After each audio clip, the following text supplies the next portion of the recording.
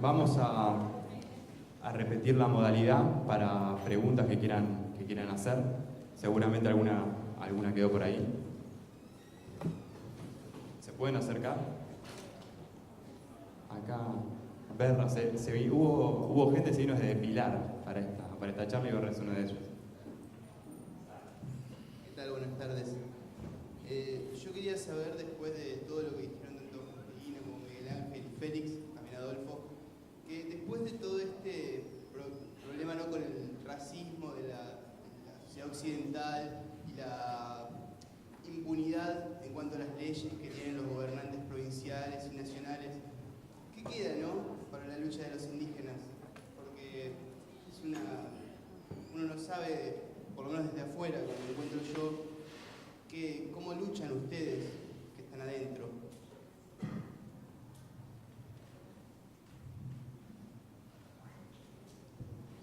Creo que la lucha de los pueblos indígenas es eso, instalar el tema en la sociedad y que los abogados que nos acompañen siempre tratan de hacer lo posible para que el indígena conozca sus derechos constitucionales y que también conozca que también tiene derechos humanos. Y ese desconocimiento que la mayoría de los pueblos indígenas tenemos en el territorio, porque la mayoría de nuestros mayores y la mayoría de los pueblos que viven en el interior no saben leer ni escribir. Y es uno de los obstáculos que frenan la manifestación de los pueblos indígenas. Cuando yo estuve recorriendo en el territorio de los pueblos indígenas, no tienen señal teléfono, no escuchan radio, no saben absolutamente nada. Y para ir a un territorio desde Las Lomitas hacia el lugar de descanso, que se llama la comunidad, tenés que pasar 3 portones. Está muy como encerrada, y para poder trasladarse hacia Las Lomitas tiene que pagar fletes. Un camión fletero, para que pueda trasladar las comidas, o sea, las mercaderías que compran esta familia, tiene que pagar 600 pesos de venida y 600 pesos de regreso. Son 1.200 pesos de fletes. Cuando esta familia apenas cobran los planes sociales, tratan de poder juntar esas monedas para que esta mercadería puedan llegar a sus casas. ¿Por qué? Porque la falta del territorio, que es la que ocasiona el hambre, la enfermedad, que el indígena ya no puede ir a cazar y a pescar porque tiene un territorio limitado y es reducido. Y es ahí donde provocan estas carencias alimentarias, porque el Estado no les brinda los programas sociales a las comunidades indígenas. Le pone muchas trabas para que el indígena no tenga los recursos para poder desarrollar su cultura, para desarrollar la organización local.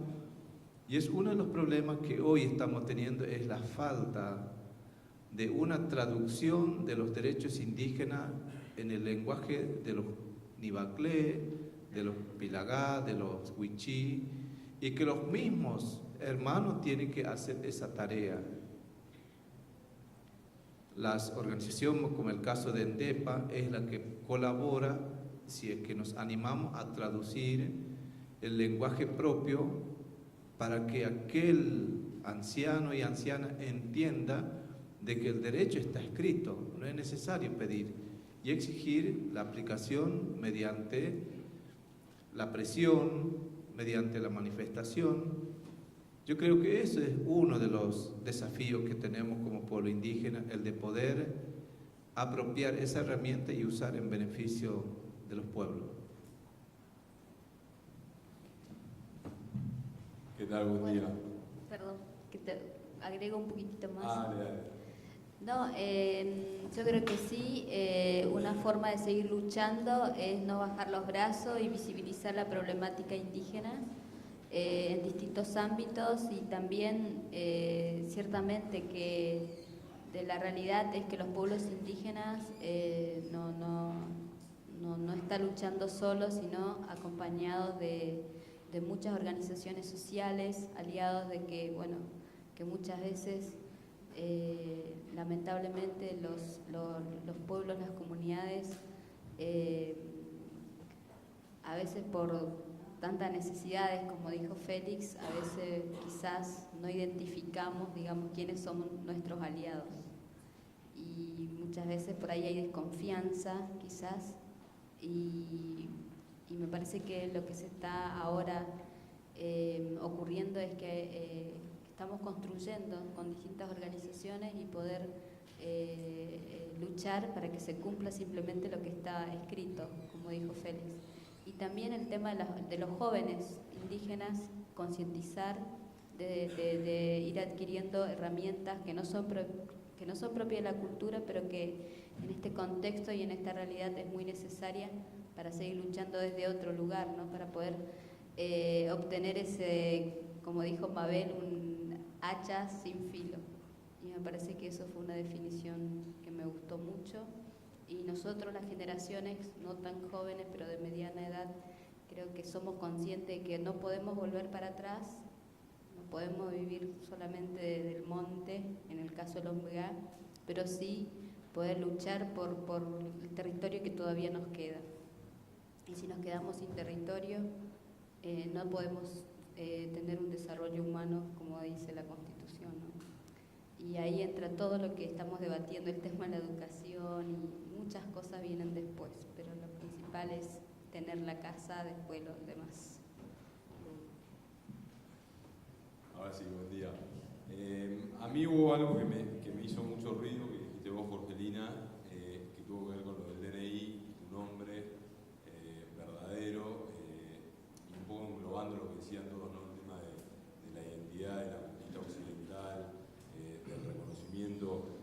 No sé si coinciden, sobre todo va dirigida a vos y a Félix también, si coinciden ustedes que eso es una manera de no tener el reconocimiento que necesitan, de negarles la realidad, y si no tienen ese reconocimiento de identidad, aún más difícil es que todavía se les reconozca por lo que ustedes luchan, que es por el territorio.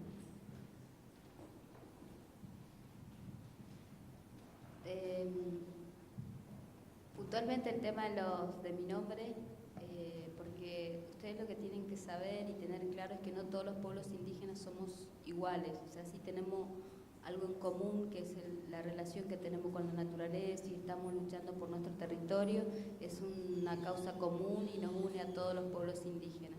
Pero después las realidades, las particularidades son distintas, o sea, desde el idioma hasta muchas cosas por el tema por ejemplo, los nombres. Hay pueblos indígenas que dicen que sí, que están de acuerdo poner el nombre en su DNI, pueden, en el momento que nace el niño pueden poner y hay una ley que se pueda poner el nombre, o sea, eso no sería un problema. El tema con los Ombegá específicamente es que nuestros padres no son los que nos eligen el nombre cuando nacemos o cuando nace un niño, sino que solamente al obtener el año de vida, que es donde el niño tiene una relación directa con la naturaleza, pone el pie en la tierra, adquiere personalidad, las características, ahí es donde el Opigua de la comunidad, que es el guía espiritual de la comunidad, es el responsable de poner un nombre a través de una ceremonia comunitaria. Entonces ya no va con el tiempo de lo que nos exige el tema de poner los nombres, el de registrar en el registro de las personas. Porque en el registro de las personas dice que a los 40 días tenés que inscribir a un niño cuando nace. O sea, por eso es que hoy cuando yo dije que no estamos por ahí, el Estado no está formado para una cultura distinta, o sea, no tiene una mirada pluricultural. Entonces, desde esas cosas, desde la educación, desde la salud, de cómo tratar la salud, la educación, es como que está pensado para solamente una cultura. Entonces es muy difícil, muchas veces tenemos que seguir luchando para que se nos reconozcan los nombres, de la forma de ver la salud, la forma de ver la educación. Es como que cada cosita hay que tratarlo de una manera diferente cuando nosotros los pueblos indígenas van todos juntos, va todo unido. En el nombre está nuestra personalidad, en el nombre está la espiritualidad, en el nombre tiene un significado muy profundo para nosotros. Entonces no sé si el MBGA, si en este momento me pregunta y me dice, ¿te interesa tanto que esté escrito tu DNI en tu nombre en MBGA? La verdad es que lo que yo me identifico es Yachucarete, o sea que no me cambia nada eso, pero hay hermanos indígenas que dicen que sí que es importante. O sea, son distintas miradas que hay que tener en cuenta también cuando hablan de los pueblos indígenas, porque no son todos iguales. Hay algunos que dicen, sí, quiero poner mi nombre, cambio. O sea, yo puedo ir a la justicia a cambiar mi nombre, eso tengo derecho, es un derecho que tengo. Pero yo no sé si lo siento tanta necesidad porque mi pueblo, mi familia, mi gente, mi abuelo me dice Yachucarete y con eso me basta. Pero hay otros que no, o sea, son particularidades de cada pueblo. Pero el derecho, de nuestros derechos que está escrito en la Constitución, creo que pasa por otro lado. Es un derecho, es una obligación del Estado que se cumplan. Pero el nombre, específicamente en el caso particular de los MBGA, es ese.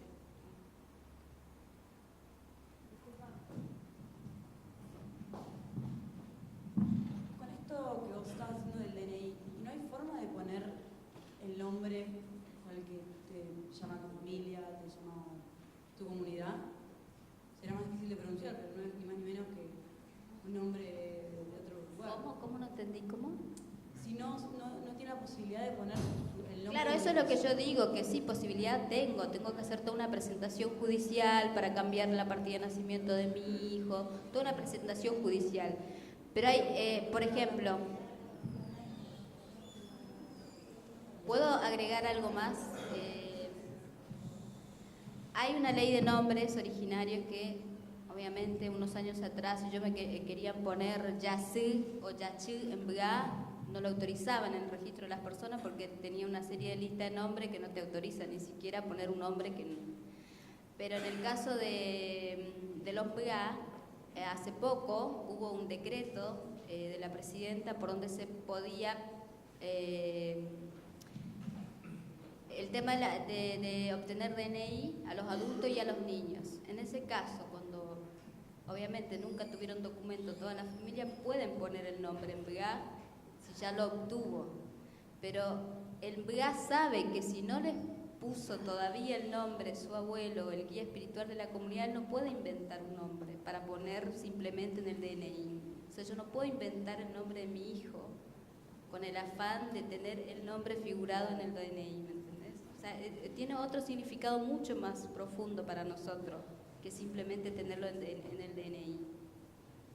Eso es lo que yo quiero explicar. Por eso esta realidad es puramente de los MBGA. No sé el caso de acá del hermano Félix de los COM, no sé, pero hay otros pueblos que no, que ponen el nombre originario, significará de un lugar, de algo significativo, pero para nosotros los MBGA se hace a través de una ceremonia y al cumplir un año de vida. Unas. Dale, últimas dos preguntas y cerramos acá con la señora. Quería preguntarle a Pérez Esquivel si usted empezó hablando de los derechos humanos, ¿no? Y que nadie respeta los derechos de los pueblos en general, ¿no? Los pueblos en sí, del pueblo como bloque, como grupo de gente. ¿Hay algo que se está haciendo en este momento? No hablo en Argentina, bueno, digo internacionalmente, que se esté viendo como para hacer los derechos humanos, algo que sea los derechos de los pueblos originarios, en el caso de esta charla, o cualquier derecho que sea del pueblo en sí. ¿Se entiende? Sí, puedo señalar algunos hechos concretos, por ejemplo, que están luchando contra la mega minería en Andalgalá, en Famatina, en Belén, ¿no? Hay comunidades que vienen trabajando en contra de eso, también en Córdoba, sobre el caso Monsanto, ¿no? Por la contaminación. Ya afecta no a una persona, sino a grandes grupos sociales. pero sí, voy a dar un ejemplo. En Ecuador, en el Amazonia, la empresa Chevron, que vino ahora a la Argentina y que está en Neuquén, en Vaca Muerta, para explotar los pozos por el fracking, la gente se movilizó porque fue afectado por el alto índice de contaminación ambiental. Y contaminaron el agua, la floresta, hicieron un daño irreversible. Bueno, se le inició un juicio, Chevron lo perdió y se le condenó la justicia ecuatoriana a pagar 19.000 millones de dólares. Esa empresa se fugó del Ecuador y vino a la Argentina.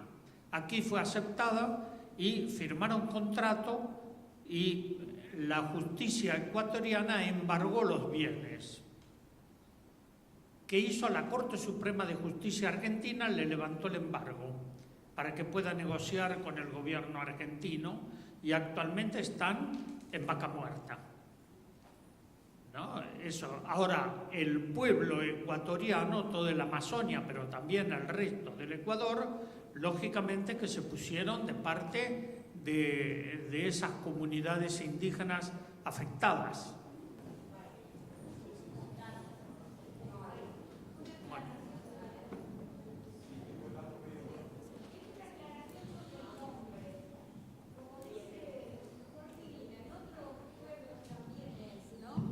Por ejemplo, Tatsí, en Wichí quiere decir hornero, porque ese niño observaban que se ponía alegre, que parecía que cantaba cuando venía el buen tiempo después de la lluvia.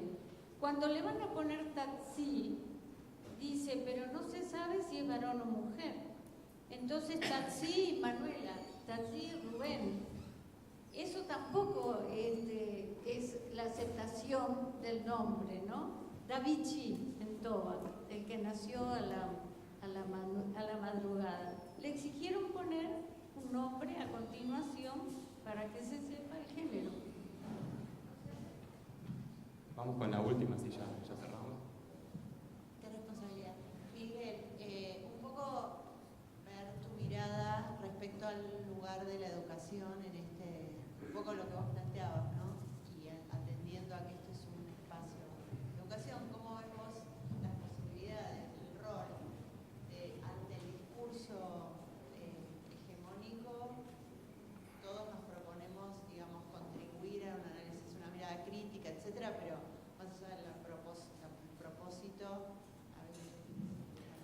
Bueno, yo no sé si decir una expresión de deseo o contestarte.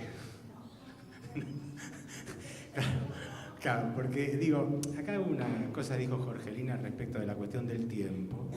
Entonces imagínense, si es tan difícil esperar un año a una persona porque le ponga un nombre a un chico, arranquemos de ahí, ¿no?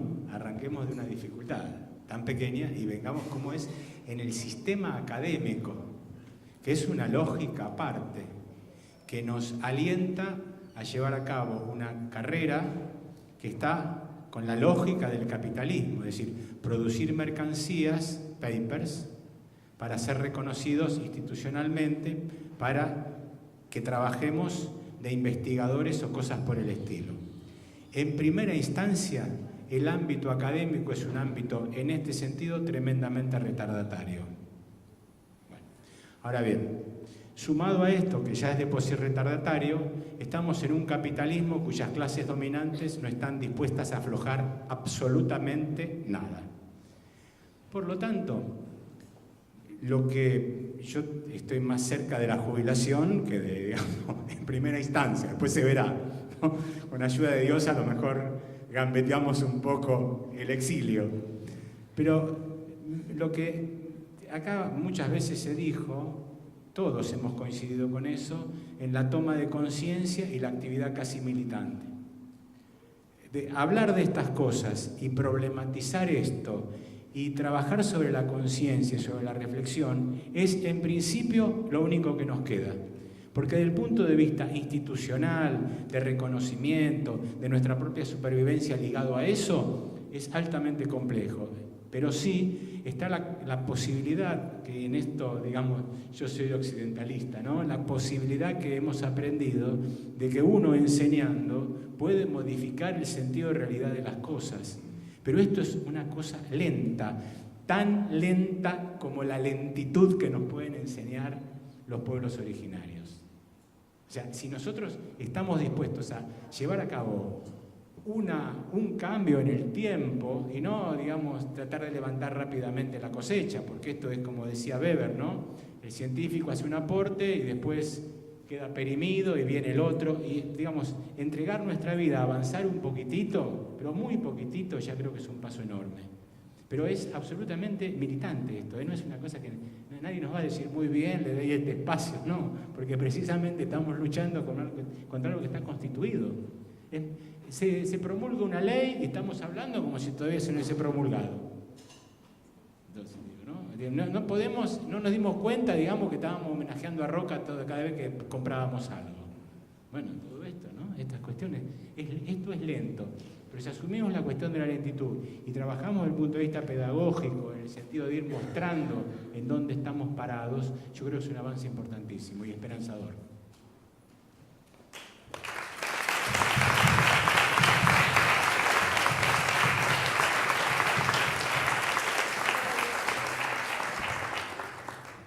Bueno, contestándole el tema de los nombres, en nuestra comunidad hay muchísimos problemas sobre lo que es el nombre. Hay una familia que se inscribieron, el nombre del papá se llamaba Julián Chilagaloy. Entonces, cuando eran dos hijos, un hombre y una mujer, resulta ser que Julián murió y quedó la tierra a nombre de él. Entonces la herencia tenía que justificar si Alicia o Mateo es hijo de Julián. Entonces Alicia vivía en ese terreno con 11 familias. Mateo es un puntero político de Gildo Infran. Entonces Mateo tiene el nombre, el apellido de su papá, Julián Chilagaloy, Alicia Chilagatoy. Entonces, en las cuestiones legales le dan al puntero político, ¿por qué? Con el argumento legal de que Mateo es sí hijo de Julián y Alicia no. Entonces, le sacan la vivienda, le sacaron la tierra, le sacaron todo y le echó a su hermana a la calle. Entonces, todas esas cosas que son secundarias, son problemas, pero son secundarias. Al igual que las leyes que existen, pero no se aplican, como el caso de la devolución de los restos de los líderes que están en los museos. Cuando le llevan al territorio el resto de un cacique que fue capturado y lo tienen ahí depositado en un museo, cuando le llevan al territorio reducido, sin embargo, ese líder, por no entregar a su gente, por defender el territorio, fue muerto y no le están devolviendo el origen del problema de la muerte del cacique, que es la defensa del territorio, la defensa de la identidad cultural de su pueblo. Hay muchas leyes que uno puede fundamentar la defensa de la identidad indígena, y las leyes están para discutir, y una pérdida de tiempo. Si te centras en eso, vas a vivir siempre discutiendo con los funcionarios, porque los funcionarios tienen una orden de no hacer lo que dice el indígena, sino lo que dice su patrón. Bueno.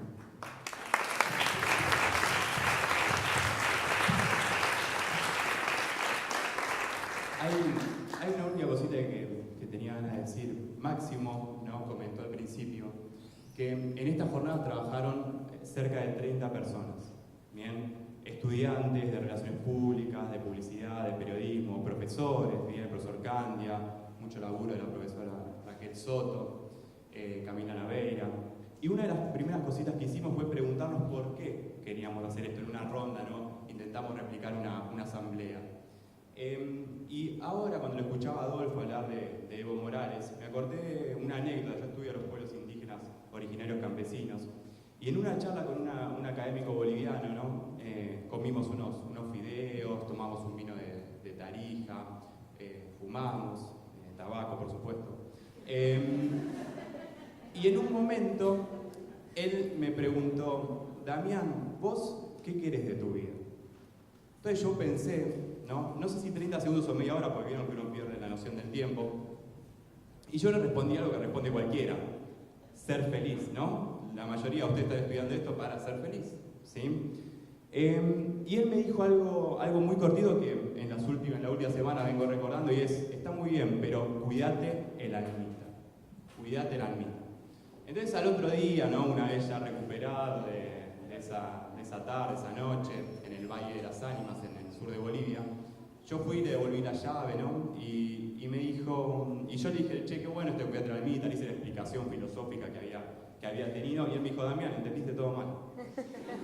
Él me dijo: yo lo que te decía es que vos, en la búsqueda de ser feliz, no le jodas la vida al resto, no explotes, no oprimas, ¿bien? Y si uno se pone a pensar, bien acá que el profesor Ford hablaba del proyecto Occidente, del capitalismo, nos damos cuenta que a nivel sistémico hay algunos sectores que en pos del lucro personal, ¿bien?, en pos del lucro de un sector pequeño, le terminan jodiendo la vida al resto. Jorgelina comentaba en la entrevista que hizo que las madereras lo único que hacen es afectar a su tierra y territorio. Félix Díaz y la comunidad COM conocemos un poquito más cómo es la invasión del monocultivo de la soja, el gobierno de Yeltsin Fran. Hemos escuchado hablar de Monsanto, ¿sí? Y no hemos escuchado hablar tanto de que quieren privatizar las semillas. Con todo esto, decir que en este proceso de cuidar el almita, pensé que uno no solamente puede ser feliz, bien, sin joder al otro, sino también que puede ser feliz colaborando a la felicidad de los otros. Yo creo que hoy tenemos, ¿no?, un montón de expositores, Porciano, Elba Robledo, que tuvo que ir, Darío Aranda, que son un ejemplo vivo de cómo podemos ser felices colaborando en la felicidad de los otros. Acá recién Adolfo hablaba mucho de la rebeldía, y yo me acordé también de la alegre rebeldía de los zapatistas, ¿no? Y ustedes, jóvenes relacionistas públicos, jóvenes periodistas, jóvenes publicistas, tienen mucha alegre rebeldía para construir un mundo mejor. Porque es difícil ser feliz con gente que duerme en la calle, es difícil ser feliz con gente que se muere de hambre. Y dentro de todas esas dificultades es difícil ser feliz con pueblos indígenas que sufren la opresión de las minorías. Hoy la Universidad de El Salvador hizo algo diferente, ¿sí? Si puede servir de conclusión, traer al maestro Pablo Freire. Pablo Freire decía que la educación no cambia el mundo, la educación cambia a las personas que van a cambiar el mundo. Y Pablo Freire tenía otra frase en el inicio de Pedagogía del Oprimido, ¿sí?, que algunos lo ponemos como bibliografía complementaria. Él decía en el inicio: a los desarrapados del mundo y a quienes sufren con ellos y luchan con ellos. Bienvenida sea una Universidad de El Salvador abierta a las temáticas sociales. Ahí hay expositores que son faros para todos los que queremos un mundo mejor. Y bienvenidos sean jóvenes rebeldes que desde la comunicación hagan algo para construir algo más bonito para todos. Les agradecemos, si les parece, los aplaudimos una vez más a todos los profesores.